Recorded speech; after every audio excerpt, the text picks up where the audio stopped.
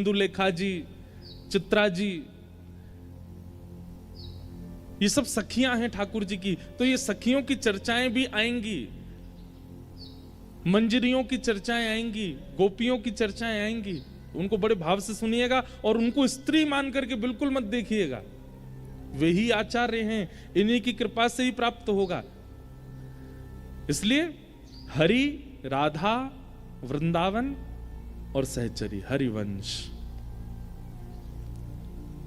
श्री हितरवंश महाप्रभु,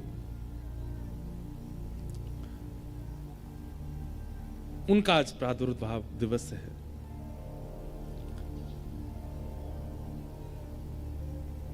आपके पिता का नाम श्री व्यास मिश्र जी और माता जी का नाम तारा माता। व्यास मिश्र जी, वृंदावन से जब आप हरिद्वार की ओर जाएंगे तो बीच में एक स्थान पड़ता है देवबन, मतलब ब्रज में नहीं है, ब्रज से थोड़ा दूर है, देवबन। वहां व्यास मिश्र जी रहते थे। अभी आजकल उसका नाम देवबंद हो गया है और विधर्मियों का बहुत बड़ा अड्डा बन चुका है वहां पर, इसलिए वहां का नाम अब परिवर्तित देवबंद कर दिया, लेकिन उसका नाम देवबंद नहीं है, देववन। वहां श्री व्यास मिश्र जी रहते थे और आप ज्योतिष शास्त्र के बहुत अच्छे विद्वान थे व्यास मिश्र जी। भगवान की वंशी कलयुग में कैसे पधारी, चर्चा सुना रहे हैं, ध्यानपूर्वक सुनिएगा। और श्री वृंदावन में राधा वल्लभ लाल जी कैसे विराजे। आतुर हित हरिवंश पुकारो, राधा राधा नाम, सघन कुंज यमुना तट आयो, मदन टेर वृंदावन आयो, प्यारो राधा वल्लभ लाल, वृंदावन प्यारो वृंदावन, श्री वृंदावन प्यारो वृंदावन, हे श्री वृंदावन प्यारो वृंदावन, श्री वृंदावन प्यारो वृंदावन। तो व्यास मिश्र जी ज्योतिष शास्त्र के बड़े अच्छे विद्वान थे और एक बार एक राजा, उसने आपको बुलाया किसी कार्य से, तो आपने जाकर के उसका ऐसा भविष्य कथन किया। आपने कहा कि इस युद्ध में आप जाएंगे तो आपको विजय मिलेगी, वहां मत जाइएगा, वहां नहीं तो आपकी पराजय हो जाएगी, ऐसे लोगों को से आपको संबंध रखना है, ऐसों से नहीं रखना। ज्योतिष शास्त्र के अच्छे विद्वान थे, सब बता दिया उन्होंने। और उस राजा ने वैसा वैसा किया तो उसको लाभ हुआ, तो उसने व्यास मिश्र जी को अपना गुरु रूप में स्वीकार कर लिया।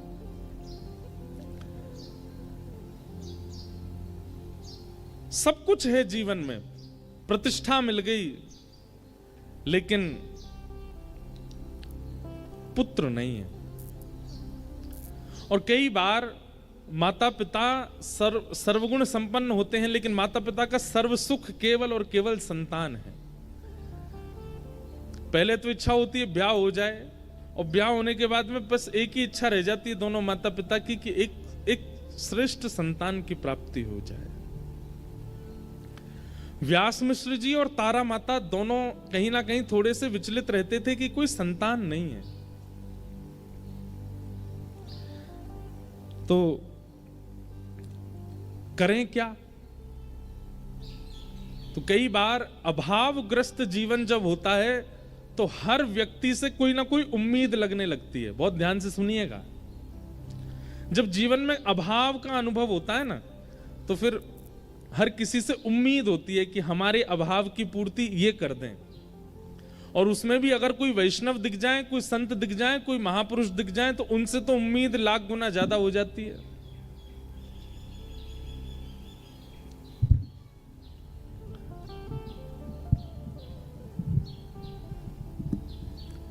अभाव में उम्मीद उठती है, और संतों के प्रति तो बहुत ज्यादा।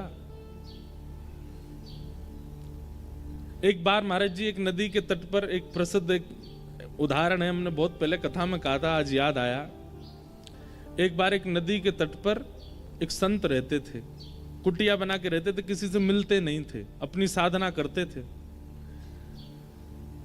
तो एक व्यक्ति महाराज जी के पास नहीं आया था, उनकी कुटिया पे नहीं आया था, लेकिन वो अपने जीवन से इतना परेशान, थका हुआ, हारा हुआ नदी के तट पर रो रहा था। सोच रहा था प्राणों की बाजी लगा करके अपने प्राणों का त्याग कर दूं।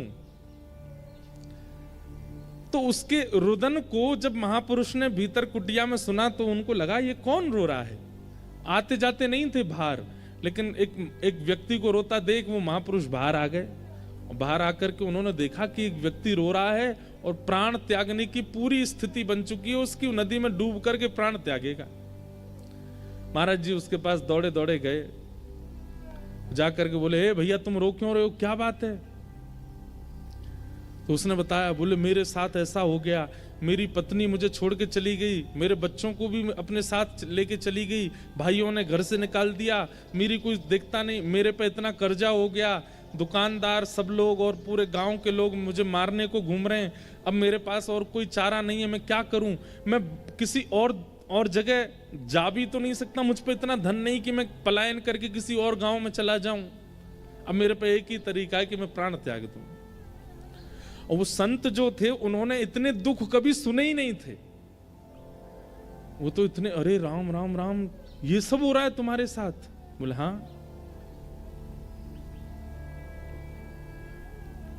एक बात तो होती है कि जब सन्यास ग्रहण कर लेते हैं ना संत महापुरुष, उनको गृहस्थियों के दुख तो पता नहीं होते, और गृहस्थी इतने चतुर अपने दुख जा जा के बताते हैं उनको, हमारे साथ ऐसा चल रहा है, हमारे घर में ऐसा चल रहा है, हमारे जीवन में ऐसा चल रहा है। और बेचारे संत क्या करें, उन्होंने तो दुख देखा नहीं, तो वो कहते हैं सब ठीक हो जाएगा, हे ठाकुर जी इस पर कृपा करो, हे त्र्यंबकेश्वर भगवान इस पर, ये लो पुष्प ले जाओ, तुम घर में ये करो। वो बेचारे कुछ ना कुछ आशीर्वाद देते हैं। रोता हुआ देखा उसको व्यक्ति को, तो महाराज जी बोले, भाई तुम बिल्कुल चिंता मत करो, तुम्हारा रोना मुझसे देखा नहीं जा रहा, तुम इतने कष्ट में हो, इतनी पीड़ा में हो, मुझे लगता है संसार में इतनी पीड़ा और किसी को नहीं होगी जितनी तुमको है। बोले वाले महात्मा बेचारे। तो उन्होंने क्या किया, अपनी जटा में से एक बाल तोड़ लिया और तोड़ के निकाल के उसको दिया, बोले ये लो रखो।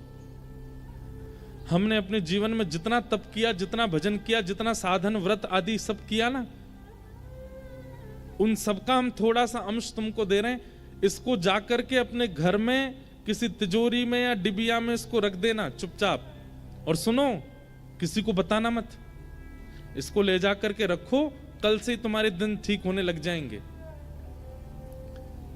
बोला महाराज जी पक्का ठीक हो जाएंगे? बोले हो जाएंगे ठीक, लेकिन शर्त है किसी से कहना नहीं और दोबारा यहां आना नहीं, तुम मुझे नहीं जानते, मैं तुमको नहीं जानता, इसको ले जाओ तो सब ठीक हो जाएगा। आत्महत्या करने की तो सोचना भी मत। चला गया। उसने जाकर के वो एक डिब्बी में रखा, अपनी अलमारी में जैसी रखा, संत के भजन का बल, अगले दिन से ही उसका काम जो था वो सुधरने लगा। धीरे धीरे उसकी सब सारे कर्जे पूरे होने लगे, पता नहीं कहां से धन आने लगा।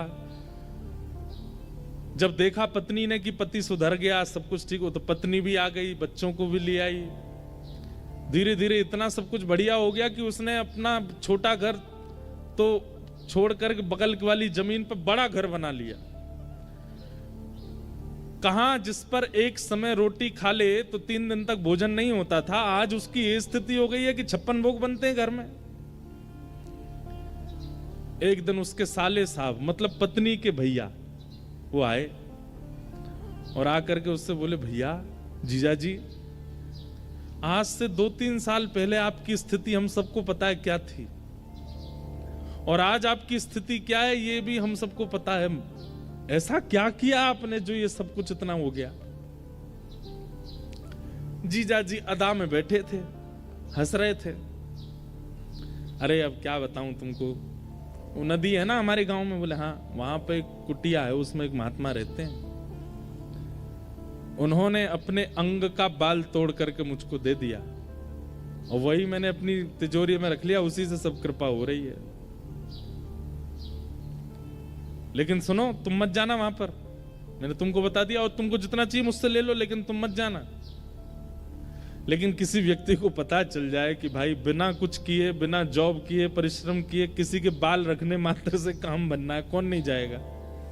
और आजकल के लोग तो ऐसे पे ही विश्वास करते हैं। और वो जो साला था वो पहुंच गया महाराज जी कुटिया पर रात में, और बाहर जाकर के पीट पीट के रोने लगा कुटिया। कोई संत बेचारे निकल के, अरे भैया तुम रो क्यों रहे हो, क्या हो गया, इतनी पीड़ा। संत हृदय नवनीत समाना, मक्खन जो होता है ना वो स्वयं नहीं पिघलता, लेकिन किसी बर्तन को गर्म करके मक्खन के पास रख दो तो मक्खन पिघलने लग जाता। ऐसे संत होते हैं, वो अपने ताप से नहीं पिघलते, दूसरे का ताप देख नहीं पाते। क्या बात है, तुम क्यों रो रहे हो? बोले ऐसे ऐसे मेरे तो कष्ट आ गया है, और भगवान आप मुझे अपना बाल दे दो। महात्मा बोले इसको किसने बताया? महात्मा भीतर कुटिया में चले गए, बोले मैं प्राण त्याग दूंगा बाहर ही, या तो मुझे बाल दीजिए, नहीं तो मैं अपनी आत्महत्या कर लूंगा, यहीं पर अपना शव गिर दूंगा। महात्मा बेचारे आए, बोले भैया यार तुम ऐसे मत करो। बोले नहीं अपना बाल दे दीजिए बस। महात्मा ने एक जटा तोड़ के उसको दे दी। उसका भी दिन सुधरने लगा। उसने अपने 4-5 मित्रों को बता दिया, 4-5 मित्रों ने रिश्तेदारों को बता दिया, रिश्तेदारों ने गांव के गांव को बता दिया। अब तो ये स्थिति हो गई कि महाराज जी के पूरी कुटिया चारों तरफ से लोगों ने घेर ली। ना महाराज जी का भजन बन पा रहा था, ना आश्रम, सब बस खटखटा में बाल दे दो। महाराज जी बोले भैया ये क्या तरीका। एक दिन महाराज जी सोचे रात हो गई है, अब मैं भाग जाता हूं। जैसे ही कुटिया से बाहर निकले तो क्या देखा, सब नदी किनारे ही सो रहे थे। अरे महाराज जी आ गए, महाराज जी आ गए, आओ आओ आओ। सब ने घेर लिया। पहले तो मांगने लगे, और जब बेचारे महाराज जी बहुत परेशान हो गए, एक आध रुआ तोड़ के दे दिया उन्होंने, और इतनी संख्या में भीड़ आ गई तो बेचारे महाराज जी जान बचा के भागे। लोगों ने घेर लिया और एक एक बाल स्वयं ही नोच के चले गए। बैठने में बैक लगी चलेगा, और एक एक बाल स्वयं ही नोच के चले गए। बेचारे वो महात्मा बोले कितना बड़ा घनघोर अपराध हो गया हमसे कि एक को दे दिया, वो सब उसके पीछे। भैया श्रीमद् भागवत जी कहती हैं कि महापुरुष से कभी मांगना नहीं चाहिए, कभी कुछ मत मांगो, क्योंकि वो आपके सामने उपस्थित होकर अपने दर्शन दे रहा है। ये सबसे बड़ी चीज वो दे रहा है, इसके आगे और कुछ मांगना ही नहीं चाहिए। वो आपके सामने उपस्थित हैं, आप अपने नेत्रों से उनको देख पा रहे हो। उसी वायुमंडल में आप खड़े हो, जो वायु उनको स्पर्श कर रही है वही आपको स्पर्श कर रही है। इतना अगर प्राप्त हो रहा है तो ये परिपूर्ण है, इसके आगे कोई इच्छा मत रखो। किम पुनर्दर्शन स्पर्श पाद शौचासनादि। अगर स्पर्श को मिल जाए, जैसे महाराज जी का तो नियम है, लेकिन कई महापुरुषों को अगर स्पर्श करने को मिल जाए, उनके चरण छूने को मिल जाए और उनकी वाणी सुनने को मिल जाए, तो बोले ये तो ये समझो माला माल कर दिया उन्होंने। नहीं तो दर्शन में इतनी सामर्थ्य है कि एक महापुरुष का दर्शन, वो महापुरुष जिस तीर्थ से आए हैं वहां के आराध्य ठाकुर का ही दर्शन मानना उनके रूप में। मान लीजिए हमारे दत्तदास महाराज जी वृंदावन आते हैं तो इनके रूप में त्र्यंबक भगवान ही आए हैं, दत्त भगवान ही आए हैं। और हमारे वृंदावन के कोई महापुरुष यदि दत्त धाम आ जाएं तो यही सोचना चाहिए साक्षात राधारमन लाल ही पधारे हैं, श्री राधा वल्लभ लाल जी इनके रूप में पधारे हैं। हमको मत मान लेना उस रूप में, हम तो भैया बालक हैं। कोई महापुरुष आवे तो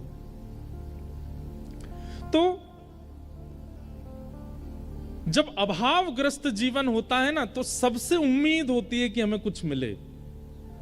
व्यास मिश्र जी ने सब कुछ देखा जीवन में, लेकिन संतान नहीं थी। तो व्यास मिश्र जी के ही बड़े भैया थे नरसिंह आश्रम जी, वे सन्यास ग्रहण कर चुके थे और सन्यास आश्रम में रहते थे। एक दिन उनका आगमन देवबन में हुआ तो व्यास मिश्र जी प्रणाम करने के लिए गए, तो अपने छोटे भाई को, पूर्व आश्रम के छोटे भाई को देख करके नरसिंह आश्रम जी बोले, कहो व्यास जी कैसे हो? ठीक है भैया, आपकी सब कृपा है।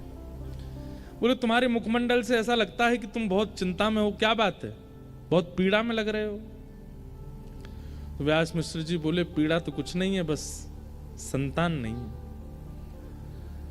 तो नरसिंह आश्रम जी बोले भैया ये तो प्रारब्ध है, भाग्य में होगा तो मिलेगा, तुम्हारे भाग्य में नहीं होगा तो फिर तुम दोनों पति पत्नी मिलके भजन करो ठाकुर जी का, भाग्य पर विश्वास रखो, होगा तो मिलेगा, नहीं तो कोई बात नहीं।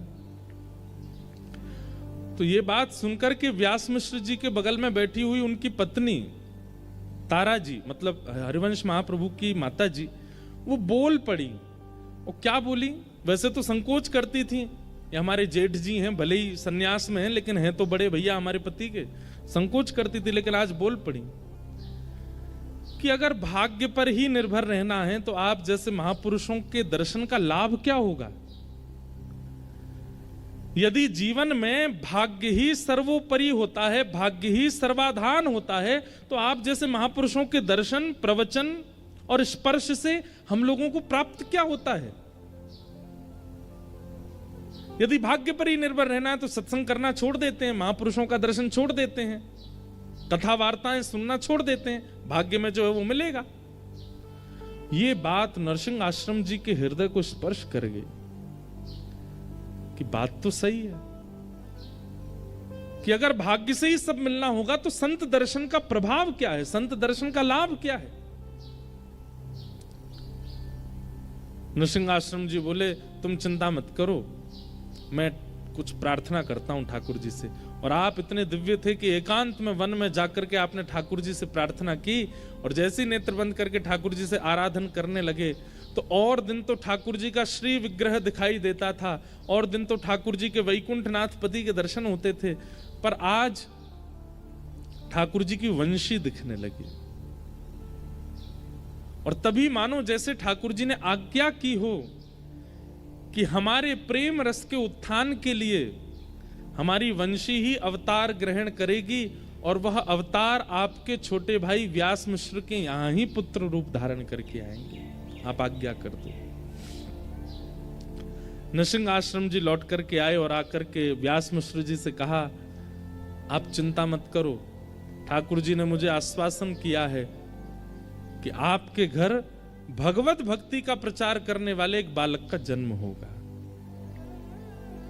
अब बस प्रतीक्षा करो उस शुभ घड़ी की कि कब वह अनुग्रह होगा। और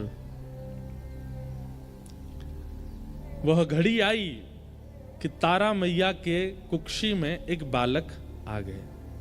अच्छा, अब इसका इतना सुंदर अनुभव बताते हैं व्यास जी के हमारे हरिराम श्री हितरवंश महाप्रभु जी की वाणी में कि तारा मैया अभी तक वृंदावन नहीं गई थी, आज तक उन्होंने वृंदावन नहीं देखा था, लेकिन हरिवंश महाप्रभु जैसे ही गर्भ में आए तो रात्रि को मैया जैसे सोती हैं तो जैसे स्वप्न आते हैं ना लोगों को, उनको स्वप्न में यमुना जी का दर्शन होता था, स्वप्न में गिरिराज जी का दर्शन होता था, स्वप्न में लता गुल्म पत्रों का दर्शन होता था, स्वप्न में सघन कुंजों का दर्शन होता था, स्वप्न में कभी वीणा सुनाई देती थी, कभी मुरली सुनाई देती थी, कभी कभी मानो जैसे असंख्य गोपियां नृत्य कर रही हैं, गोपियों का मुख नहीं दिख रहा है, गोपियों के वस्त्र नहीं दिख रहे हैं, पर उनके नूपुरों की आवाज आती थी।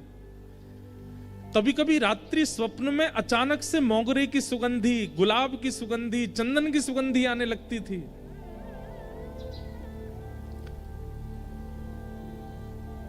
और इन सब स्वप्नों को देख करके वे जैसे ही उठ के बैठती थी तो उनके मुख से पहला शब्द निकलता था, श्री वृंदावन। व्यास मिश्र जी उठ के बैठ जाते, क्या हुआ देवी? बोले पता नहीं, सघन वन दिखाई देता है, कलकल करती नदी दिखाई देती है, वेणु की ध्वनि सुनाई देती है, चंदन की सुगंधी आती है, नूपुरों की ध्वनि सुनाई देती है। मतलब वृंदावन का जितना रूप है बिना वृंदावन गए उनको अनुभव होने लग जाता था। महाराज जी, वृंदावन अचल नहीं है, सचल है। अगर कृपा हुई ना तो इन 7 दिनों में यहां श्रवण करने वाले श्रोताओं को भी दत्त धाम में वृंदावन का अनुभव होने लग जाएगा। श्री गोदावरी जी में यमुना जी दिखने लग जाएंगी। यहां के आसपास के वन्य क्षेत्र में गिरिराज जी का दर्शन हो जाएगा। और ज्यादा नहीं कहूं तो श्री दत्त भगवान में हमारे बिहारी जी दिखने लग जाएंगे। If you're a lawyer but you're not using AI seriously on a day-to-day basis in your law practice, you're losing out tremendously on revenue, clients, competitive advantage, all of this. You have no idea. You might be drafting. अगर वृंदावन पूर्ण रूपेण आपके चित्त में वायु से, प्रकाश से, वाणी से प्रविष्ट हो गया तो आप जहां बैठे हो वहीं वृंदावन प्रकट होने लग जाएगा। वृंदावन अचल कोई स्थान नहीं है, सचल है वृंदावन। और इस बात का प्रमाण व्यास मिश्र जी की पत्नी तारा मैया, श्री हितरवंश महाप्रभु की माता जी, उनको वृंदावन का अनुभव होने लगा। और इसका प्रमाण आप कहेंगे कि इतनी प्राचीन कथा सुना रहे हो महाराज जी, अब किसी को नहीं हुआ होगा। अरे अभी कुछ वर्षों पूर्व इस भारत भूमि को सौभाग्य प्राप्त हुआ राधा बाबा महाराज, जो कि गोरखपुर में विराजते थे। गीता प्रेस की स्थापना करने वाले पूज्य श्री भाई जी और श्री राधा बाबा महाराज दोनों एक दूसरे के संग विराजते थे गोरखपुर में। तो जिन श्री राधा बाबा महाराज की हम चर्चा कर रहे हैं वे कभी वृंदावन आए ही नहीं महाराज जी, कभी वृंदावन नहीं गए। लेकिन वृंदावन की एक एक वस्तु का वर्णन उन्होंने अपनी ग्रंथों में किया। वृंदावन की रज की महिमा, वृंदावन की यमुना जी की महिमा, ब्रजवासियों की महिमा, वृंदावन के दर्शन की महिमा, वृंदावन के मौसम की महिमा, गिरिराज जी की महिमा, परिक्रमा की महिमा, वृक्षों की महिमा, कुंज निकुंजों की महिमा। अरे कहां तक कहें, वे गोरखपुर में बैठे बैठे पूरे वृंदावन का नक्शा बना देते थे और कहते थे यहां पे ये मंदिर है, यहां पे ऐसा है, यहां पे ऐसा। कभी वृंदावन नहीं आए। किसी ने उनसे कहा बाबा आप वृंदावन क्यों नहीं जाते? बोले मैं अगर वृंदावन गए हो तो वापस नहीं आ पाऊंगा, इसलिए वृंदावन गए ही नहीं। वृंदावन सचल है, अचल नहीं है। और वृंदावन कोई स्थान नहीं है, वृंदावन कोई गांव नहीं है, वृंदावन कोई भूमि नहीं है। श्री राधा कृष्ण दोनों का प्रेम हृदय ही श्री वृंदावन है, वो विचरण करता रहता है। अनेक कथाओं का, अनेक अनुष्ठानों का अनेक फल होता है। आप गायत्री अनुष्ठान करेंगे उसका फल अलग है, भागवत कथा सुनेंगे उसका फल अलग है, यहां रह करके आप पुरुषण करेंगे उसका फल अलग है। लेकिन 7 दिन तक वृंदावन रस चर्चा का केवल एक ही फल है, चित्त में प्रेम का उद्दीपन होना, प्रेम प्रकट होना, क्योंकि वृंदावन केवल प्रेम देता है और कुछ नहीं। तारा मैया को उस प्रेम का अनुभव हो रहा था, मानो जैसे रोम रोम कहता हो चलो वृंदावन, चलो वृंदावन, चलो वृंदावन। और कुछ महीने हुए थे गर्भ में बालक को कि तारा मैया अब व्यास मिश्र जी से कहती हैं कि मुझे वृंदावन ले चलो, मुझे वृंदावन ले चलो। उस काल में इतनी व्यवस्थाएं तो थी नहीं। तो एक दिन व्यास मिश्र जी ने योजना बनाई और जो बादशाह जिसके यहाँ व्यास मिश्र जी सब अपनी क्रियाएं करते थे उसको जाके कहा हमें कुछ दिन का अवकाश दीजिए, पत्नी को लेकर वृंदावन जाना है। तो बादशाह ने कहा हमको आगरा जाना एक जरूरी काम से, आपकी अगर इच्छा हो तो हमारे संग ही निकल चलिए, आपकी पत्नी सगर्भा भी हैं, उनकी उचित व्यवस्था कर देंगे, बढ़िया लोग उनको पालकी में लेके चलेंगे, 2-4 सखियां दासियां भी ले लेंगे तो उनको पीड़ा नहीं होगी। और इस प्रकार श्री व्यास मिश्र जी और तारा मैया पहली बार वृंदावन आए।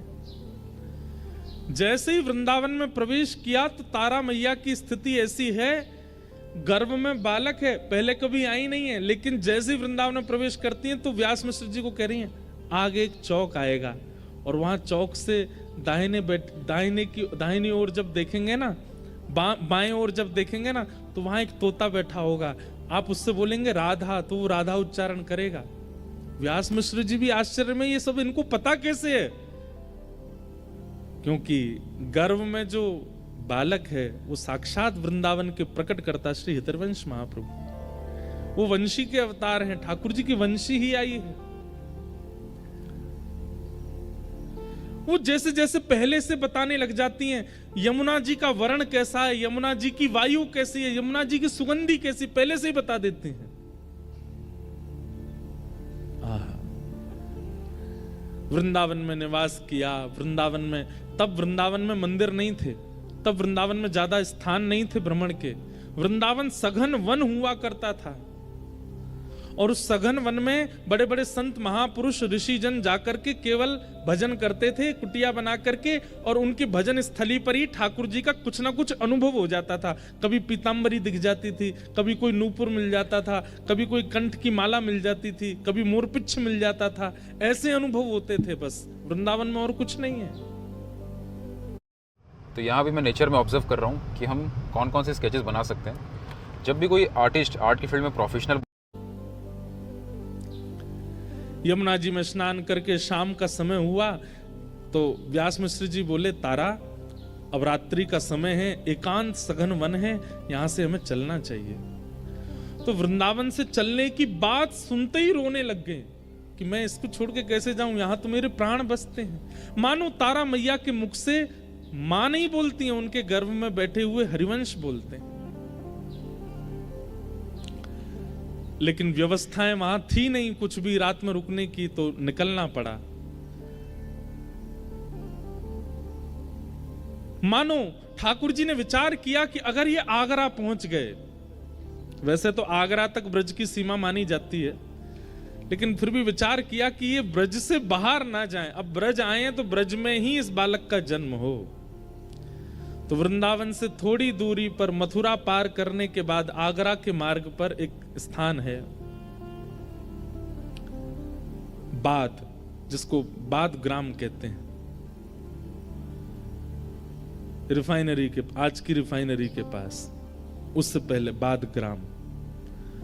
वहां पहुंचे तो इतनी प्रसव पीड़ा हुई कि तारा माँ ने कह दिया मैं आगे नहीं जा पाऊंगी, यहीं रुकी। और बाद ग्राम में ही रुक गए। वहीं ग्रामीण लोगों ने कहा कि आप बिल्कुल चिंता मत करो, यहीं रहिए, हम आपकी खूब सेवा करेंगे, खूब आनंद करेंगे, सब बढ़िया, आप हमको रस चर्चा सुनाते रहना। तो व्यास मिश्र जी थोड़ा प्रवचन सत्संग आदि करते थे, गांव के लोग सब वहां ध्यान रखते थे। और अंत के प्रसव काल के समय तारा माता जी और व्यास मिश्र जी बाद गांव में रहे। और फिर पावन तिथि आई वैशाख शुक्ल एकादशी, जो कि आज है वैशाख शुक्ल एकादशी, और वार था सोमवार। आज कौन सा वार है? सोमवार तो नहीं है, लेकिन बाकी तिथियां तो मिली गई। वैशाख शुक्ल एकादशी, और वैशाख शुक्ल एकादशी की पावन तिथि पर श्री ब्रजमंडल के बाद ग्राम में तारा मैया की कोख से श्री राधा वल्लभ लाल जी को वृंदावन में विराजमान करने वाले श्री हितरवंश महाप्रभु का प्रादुर्भाव। बोलो हितरवंश महाप्रभु की जय। महाप्रभु जी का जन्म हुआ। आहा, पूरे ब्रजमंडल में ऐसी आनंद की उमंग हो गई, मानो पता नहीं कैसे गांव के लोगों को इतना उत्साह होने लगा, सब उत्सव मनाने लगे, सबको ऐसा उत्सव जैसा होने लगा जैसे ठाकुर जी के प्रादुर्भाव पर उत्सव हुआ, वैसा उत्सव होने लगा। सूर्य नारायण मंच पर आ रहे हैं। बधाई हो, बधाई हो। ऐसी रूह की बधाई नहीं लेते हम, जोर की बोलो बधाई हो, बधाई हो, बधाई हो। अब तो रोज बधाई होगी, आज भी बधाई, कल भी बधाई, 7 दिन तक केवल बधाई होती रहेगी। जीवो तारानंदन चिर जीवो, जीवो